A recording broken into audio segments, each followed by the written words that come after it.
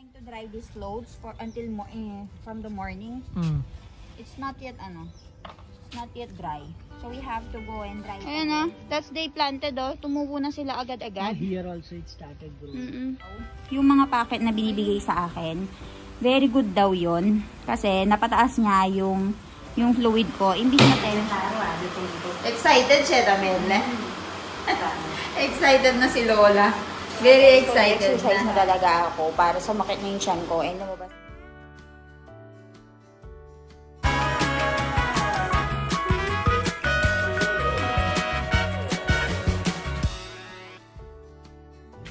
Guys, look at the environment. It's ready to rain. And people are burning there. It's about to rain. Okay, English teacher. It's about to rain. The only problem when it's rainy season, the clothes don't dry early. It's true, it will not because there is no sun. Look. We've been trying to dry these clothes for until from the morning. It's not yet it's not yet dry. So we have to go and dry it again inside and then put it again the next day. Yes. So it's very hard to dry the clothes, especially that's why I'm wondering what will I do when the baby comes. We have to have a lot of kapra. So ayan, now we will put it inside. But it will not dry up inside. It will not dry up, but you have to put it somewhere, right? In order for you to dry it tomorrow. And mommy is making lot ke bhagri. Rotli. Okay. It's just what time? 4 o'clock only, guys. 4 o'clock, yes. 4 o'clock. Look at the view. It's very gloomy. Maglakad-lakad tayo dito sa likod, guys, habang hindi pa umuulan. Look, it's bhaji. Bhaji. Leafy vegetables. Leafy. Ay, lilintik na. Umuulan na, Milan. It's raining na. Yes. But it will not. There's another limbu, 1, 2, 3. You get the limbus later. We just harvested earlier. And then? They grow very early. Guys, natatandaan nyo ba last time that we are planting here? That's the one that ayan that's they planted tumubo na sila agad-agad. Here also it started growing. Ayun yung mga yan. And then this side, look. Ang lalaki na agad, Milan. They're growing very fast. After how many weeks? 3 days. 5 days I think. 5 days? 5 days lang mula nung tinanim natin yung mga yan, guys. Hala, it's raining already. Let's go inside. It's lemon na yan. Tingnan nyo, guys, pumapatak-patak na yung ulan. I wanted to walk but it's raining. Now what we can do? Pinapag-exercise na kasi ako, guys. Actually kasi, guys, nag-exercise ako ng umaga. 1 oras. Pero gusto ko rin mag-exercise sana ng hapon kasi kung gusto nyo lumabas yung baby, guys, mas gusto ko na rin lumabas. Tagal ko nang hinihintay. And kanina pala, kasi medyo worried ako, hindi masyadong gumagalaw yung baby sa tiyan ko. So, sabi ko, hindi siya yung regular na galaw and baka kumunti nga yung tubig ko. So, we went earlier sa hospital. So, earlier we went to the hospital para nga ipa-check if the baby is okay. And me, Jan, and Milan went to Dr. Darsnaben para ipa-check nga. Tapos, sinonography ako doon. Nakita na yung baby, okay naman. And yung water ko daw, yung mga packet na binibigay sa akin, very good daw yon kasi napataas niya yung fluid ko. Imbis na 10 siya, naging 11 na. And then sabi ng doktor, huwag ka mag-alala kasi everything is healthy. Mosquito bites you. Mosquito bites. There's a lot of mosquito bites ngayon, guys. So, ang sabi ng doctor, I'm telling them that the doctor said everything is okay. The baby is healthy. How many kg is your baby now? 2.9. And even the baby arrived today, it's fine. So, the doctor said, no, nothing to be worried about. The movement decrease.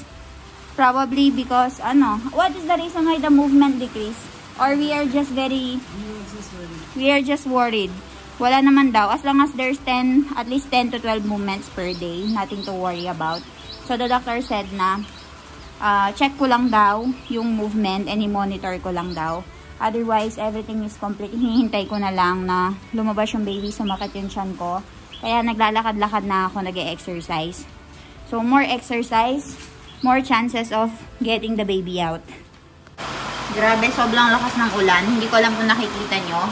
Pero dito nagluluto na si Mami ng food namin for today. Natapos na siya sa rotli. And dito, magluluto na siya. Gusto ka ba ng ano, Mami? Chora.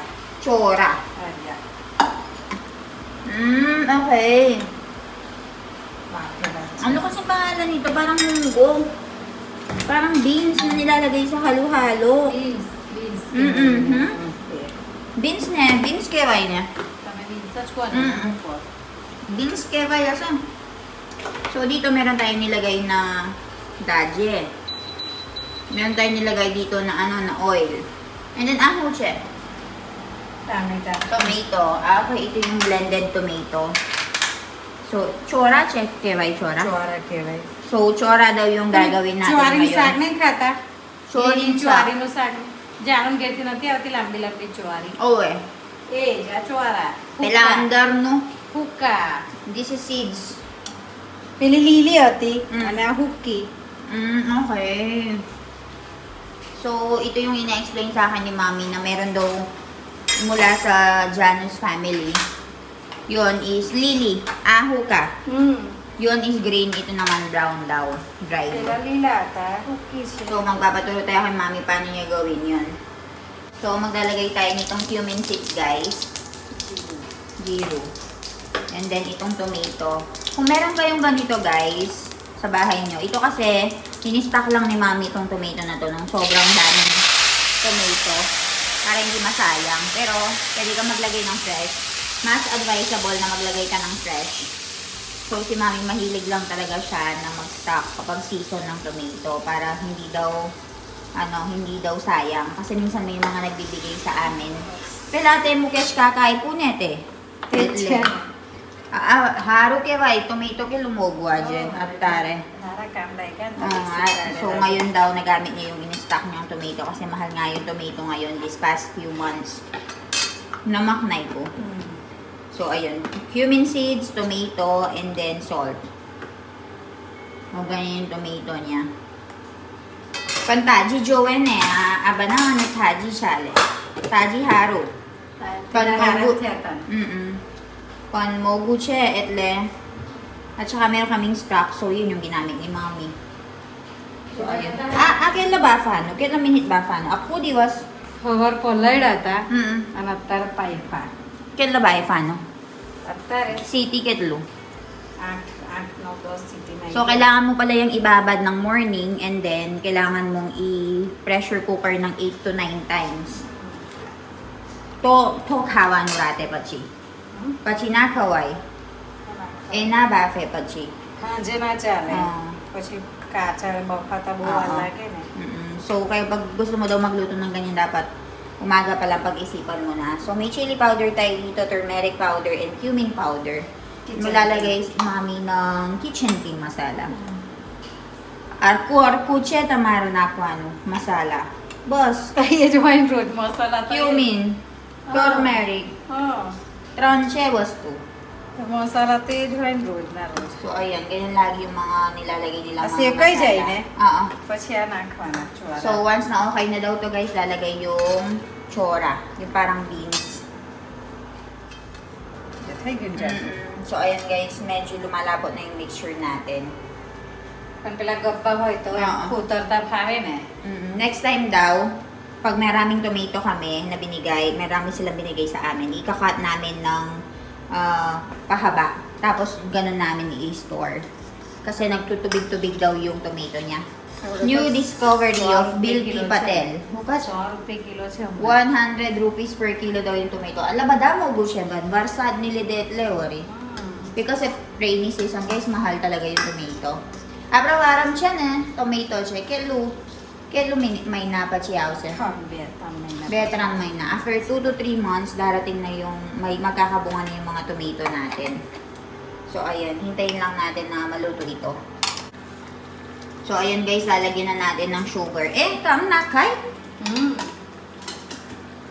Limbu. Kanda na limbu.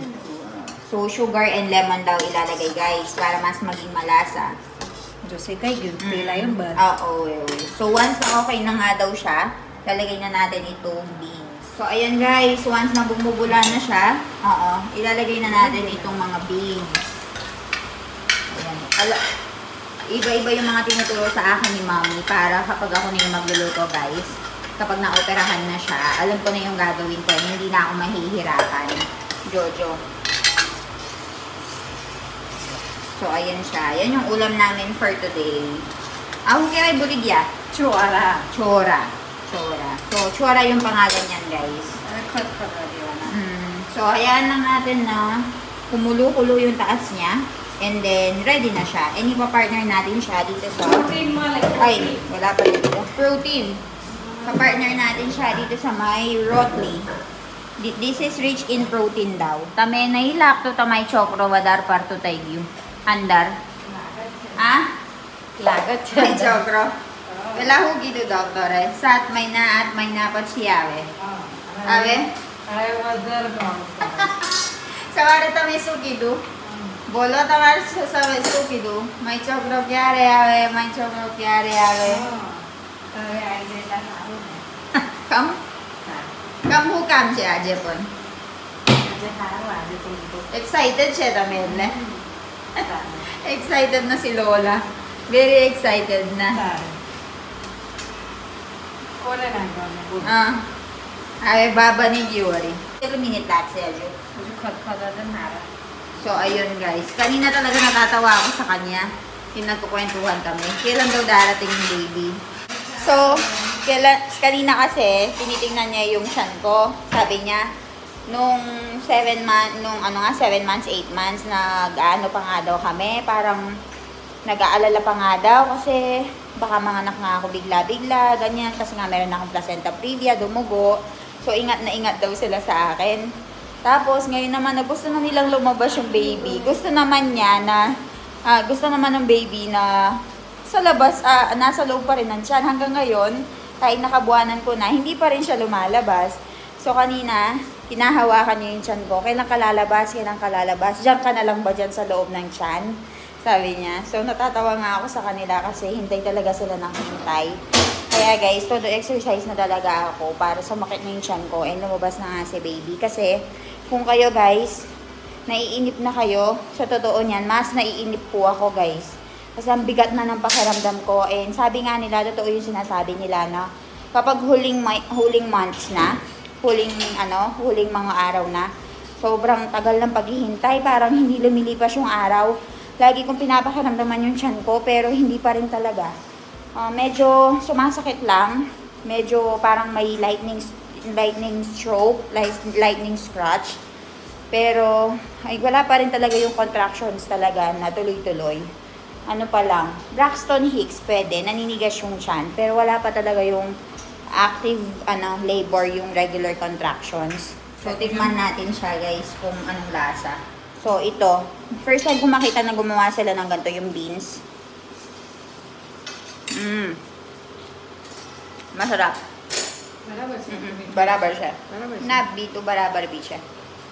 Masarap siya. Mas tabay na siya. So, ayun, pagpasensyahan nyo na ako guys kasi nasa 9th month na ako ng pregnancy and hindi na ako nag-aayos. So, ayun po, alam niyo naman, usually hindi ako nagpupusod ng ganito pero sobrang naiinitan talaga ako. Sobrang, parang, iba yung pakiramdam kapag buntis talaga. So, ayun, pagpasensyahan nyo po yung itsura ko. So, tapos na yung pagkain namin. Merong duty ngayon si Milan, gigisingin ko lang kasi may night duty siya. So, kakain na kami and then balitaan ko kayo later.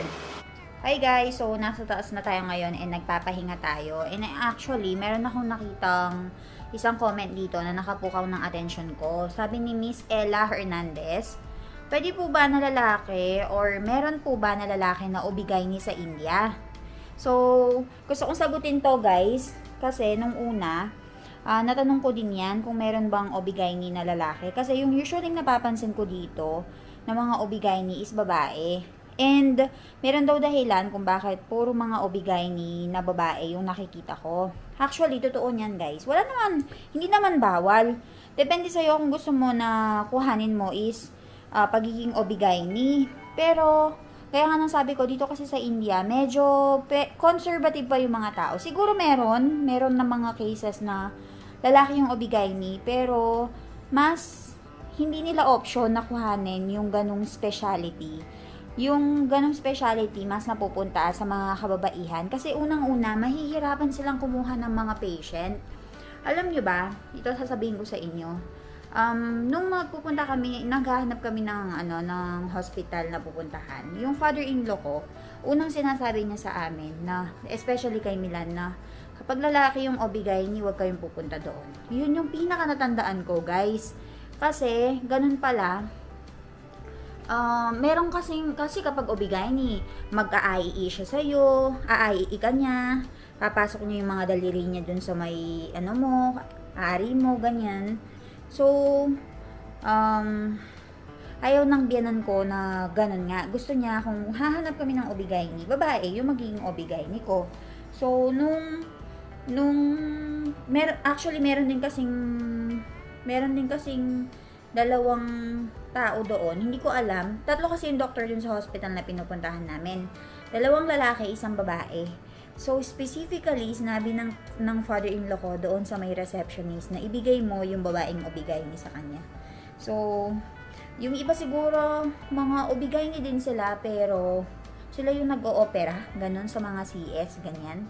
Ewan ko lang, no? Pero, yun lang yung natandaan ko. Meron po, para sagutin yung katanungan nyo, meron pong OB-GYN na lalaki dito sa India. Pero mas marami yung mga babaeng OB-GYN. Kasi, mas gusto ng mga tao dito na babae yung mag-check up sa kanila. And very traditional pa rin talaga yung mga tao, guys. And mas comfortable tayo kapag babae yung mag-check up sa atin, di ba? So, ayun lang yung naging experience ko, guys. And nakita ko din kasi, guys, nung inaiiya ko, babae din yung nag-check sa akin. So, naisip ko, nag-wonder ako, hala, paano pala kung yung lalaki yung kinuha kong OB-GYN, edi na ano niya. Although, doctor naman sila, wala namang mali siya sa kanila yon, di ba? Pero, para sa atin na hindi sanay, syempre maninibago tayo na lalaki yung nag-check sa atin sa baba na ganyan.